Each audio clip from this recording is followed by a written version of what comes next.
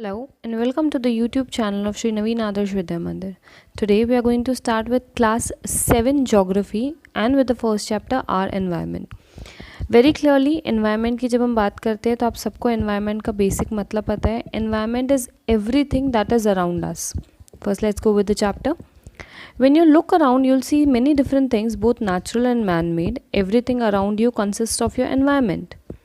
The natural environment includes a large number of living things and non-living things. Living things are called biotic component of the environment. These are animals, plants, microorganisms and humans. The non-living things that are called abiotic component, and these include the land, soil, rocks, air, water, etc. Man-made environment comprises of the things created by humans due to the interaction with the biotic and abiotic things. Examples are buildings, bridges, factories, means of transportation, electricity and social systems such as family, society, religion, education, politics and economy. The environment on the earth sustains all life forms and thus necessary to understand the process that support our environment. एक और important चीज़ जो हम यहाँ पे सबसे पहले देखेंगे कि environment जो word है that has derived from a French word which was environ, जिसका मतलब था neighborhood. तो हर वो चीज़ जो आपके आसपास में है, चाहे वो living है, non living है, natural है, man made है, everything is your environment. जो भी चीज़ें आपको surround कर रही है, जो भी चीज़ें आपको घेरे हुए है, वो आपका environment है. ठीक है. नेचुरल एनवायरनमेंट जो है, नेचुरल एनवायरनमेंट के अंदर हमारे पास आते हैं बायोटिक और एबायोटिक. उससे पहले हम ये कॉन्स्ट्रक्ट समझ लेते हैं कि एनवायरनमेंट जो है वो दो टाइप का होएगा, नेचुरल और मैनमेड. क्लियरली नेचुरल मतलब प्राकृतिक जो अपने आप बना हुआ है, and manmade are those which have been made by man. जिन चीज़ों को इंसान ने बनाया है, ह्यूमंस ने बनाया है, उसको हम मैनमेड कहेंगे.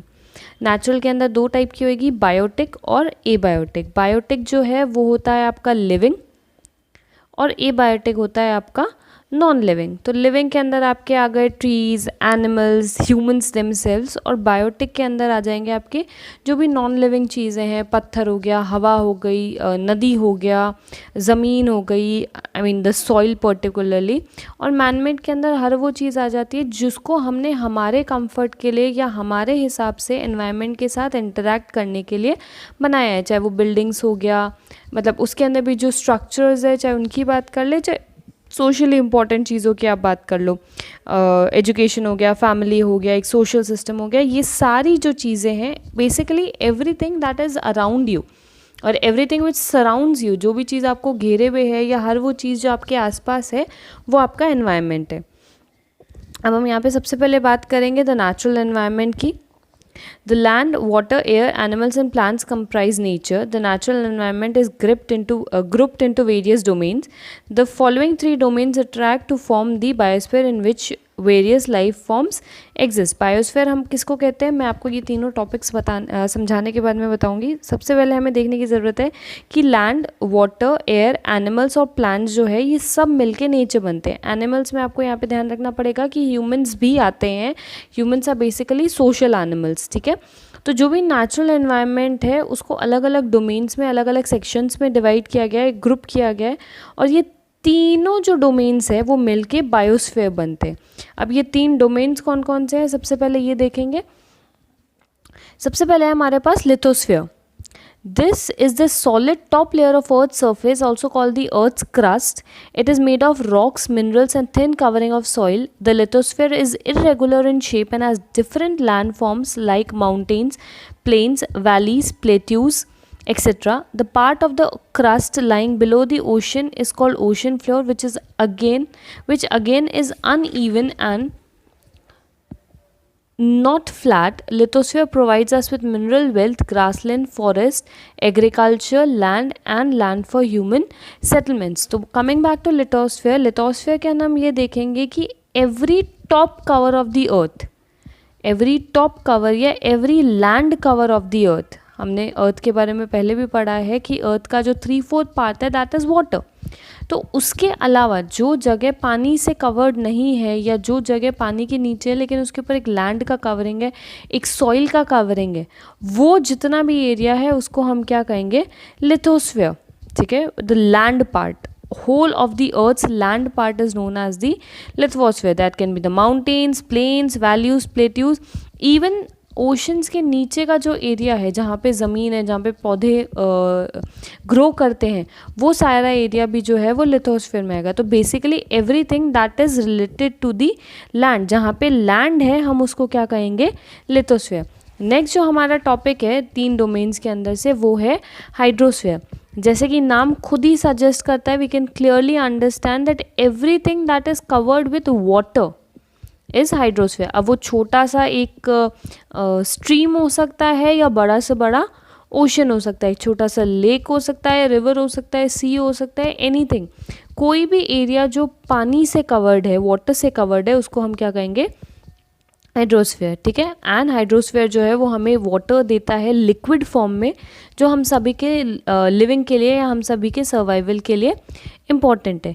नेक्स्ट हम बात करेंगे एटमॉस्फेयर की। एटमॉस्फेयर आई गेस आप सबको पता होगा, will still revise it thoroughly.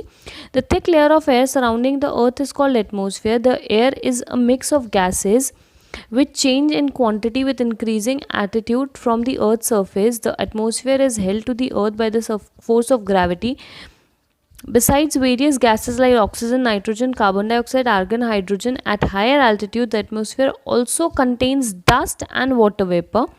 Changes in atmosphere influence the weather and climate. The atmosphere also works as a shield for the earth, protecting it from the harmful rays of the sun and also keeps the temperature moderate on the surface. ये एक बहुत important factor है जो life को support करता है on the planet अर्थ, कि हमारे पास सूटेबल और सस्टेनेबल गैसेस है जिनकी वजह से हमारी जो लाइफ है वो फ़िलहाल अर्थ के ऊपर पॉसिबल है। ठीक है। इसके अंदर oxygen, nitrogen, carbon dioxide, argon, hydrogen, ये सारी चीज़ें आपको मिलेगी। इसका कॉम्पोजिशन जो है वो प्लेस टू प्लेस में चेंज हो जाता रहता है। जितना हायर एल्टीट्यूड पे आप जाओगे उतना ज़्यादा इसका कॉम्पोजिशन जो है वो चेंज होता रहता है। ठीक है। ये एक एनवेलॉप की तरह है जो अर्थ को सराउंड करके बैठा है, और ये यहाँ पे टिका हुआ इसलिए क्योंकि अर्थ के अंदर अपना एक ग्रेविटी फोर्स है। वो ग्रेविटी फोर्स जो है वो इस एटमॉस्फेयर को यहाँ से उड़ के कहीं और जाने को अलाउ नहीं करता है। जितने भी आपके वेदर में चेंजेस आते हैं, क्लाइमेट में चेंजेस आते हैं, वो सारे के सारे इस एटमॉस्फेयर की वजह से ही आते हैं।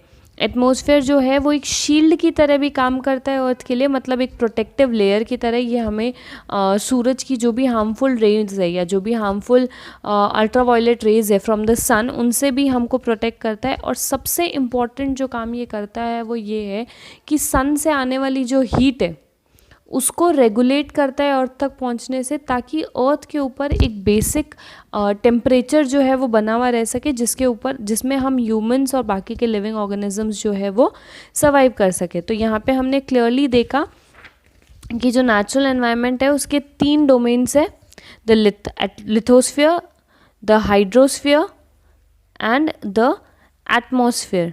ठीक है। Lithosphere is the land, hydro is the water, atmosphere is the air.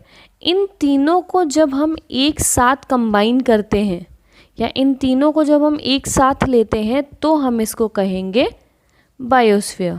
मतलब ये तीनों जब एक साथ आ जाते हैं, जब हम इन तीनों को एक साथ रखते हैं तो जो टर्म आता है या तो जो एनवायरनमेंट फॉर्म होता है उसको हम बायोस्फीयर कहते हैं। क्योंकि इन सब चीज़ों को हमने नहीं बनाया है, ये अपने आप बनी है, ना हमने हवा को बनाया, ना हमने पानी बनाया, ना हमने लैंड बनाया है। इस वजह से ये सारा जो है ये अर्थ के नेचुरल एनवायरनमेंट में काउंट होएगा, ना कि मैन मेड में। That's all for today's videos. अगर आपको कोई भी डाउट्स है you can clearly comment in the comment section, और आई विल ट्राई कि मैं आपकी सारी डाउट्स को क्लियर करूँगी। Thank you so much. Stay tuned for the next video.